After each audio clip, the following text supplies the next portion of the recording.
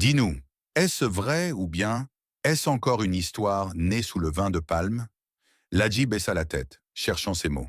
Chef, ce n'est pas de ma faute. Moi aussi j'ai appris la nouvelle en ville. Ce sont les autorités qui ont décidé cela. On dit que c'est pour apporter l'électricité dans la région. Un murmure courut dans la foule. Mapou, la vieille rusée du village, croisa les bras. Tu as appris, mais c'est toi qui as ramené les gens ici. C'est fou, l'ancien sage, prit la parole en s'appuyant sur sa canne. Le baobab ne tombe jamais seul, mon fils. Si tu n'es pas le vent, alors dis-nous qui souffle sur nos maisons. Ladji soupira. Je ne voulais pas cacher la vérité. Le projet est réel, et les ingénieurs viendront bientôt pour faire des relevés, mais le gouvernement nous propose des maisons ailleurs. Mapou éclata de rire, un rire sans joie. Des maisons où? Dans un endroit où les esprits de nos ancêtres ne pourront pas nous suivre? Ils pensent qu'on est des fourmis, qu'on peut déplacer d'un trou à un autre. Le chef Ziao leva la main pour calmer les protestations. Nous entendons, mais nous ne décidons pas dans la précipitation. Le poisson qui quitte la rivière pour chercher l'eau ailleurs finit séché au soleil. Nous allons réfléchir. Après plusieurs heures de discussion, l'assemblée fut levée. L'affrontement avec le préfet 3 semaines après la grande assemblée du village, une chaleur pesante planait sur Kafuta. Les rumeurs sur l'arrivée du gouvernement avaient enflé, et les villageois, inquiets, s'étaient réunis sur la place publique. Vers midi, un cortège officiel fit son apparition, soulevant un nuage de poussière sur le sentier en latérite. À sa tête, un homme en costume kaki, le préfet d'Ossou, descendit de son véhicule, accompagné d'ingénieurs, de militaires et d'un fonctionnaire du ministère des Travaux publics. Le silence tomba sur l'assemblée. Les visages étaient d'eau fermés. Ziao, le chef du village, s'avança avec dignité, suivi de son adjoint, Douba et des anciens. Le préfet ajusta son chapeau et prit la parole d'un ton autoritaire. Habitants de Kafuta, nous sommes ici pour officialiser la décision du gouvernement. Le barrage hydroélectrique est un projet d'intérêt national. Votre village sera englouti par les eaux. Vous avez 3 mois pour partir.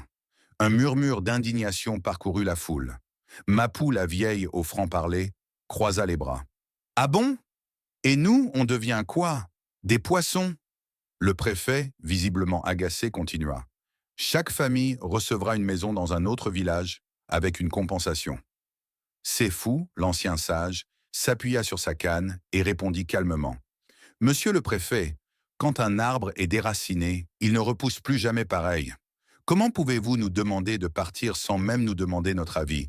Le préfet fronça les sourcils. Ce n'est pas une discussion, c'est une directive de l'État. Un murmure de colère s'éleva. Madoussou, la vieille guérisseuse, s'avança. Et nos morts? Vous voulez qu'on les laisse sous l'eau comme des poissons sans sépulture? Le préfet soupira. Le progrès a un prix. C'est ainsi.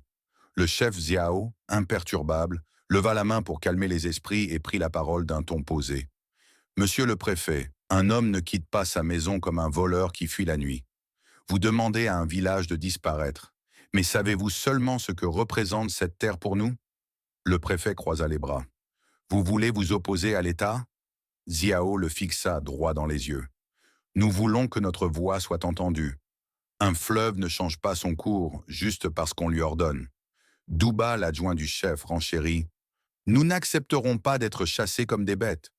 Les soldats, voyant que la tension montait, s'approchèrent discrètement du préfet. Celui-ci, comprenant qu'il ne parviendrait pas à convaincre les villageois sur le champ, lança d'un ton sec. Réfléchissez bien, nous reviendrons, et si vous refusez toujours, nous utiliserons les moyens nécessaires. Sous les regards pleins de défis des villageois, le cortège repartit, soulevant un nuage de poussière. L'annonce du préfet avait planté une graine de peur et de colère. Kafuta était désormais à un tournant de son histoire, la fuite d'Anoukba. Depuis l'annonce du préfet, une question taraudait Anoukba. Devait-il rester et risquer de se noyer avec le village, ou partir avant qu'il ne soit trop tard? Un matin, il prit une décision radicale. Il allait fuir Kafuta avant que le gouvernement ne revienne à vie.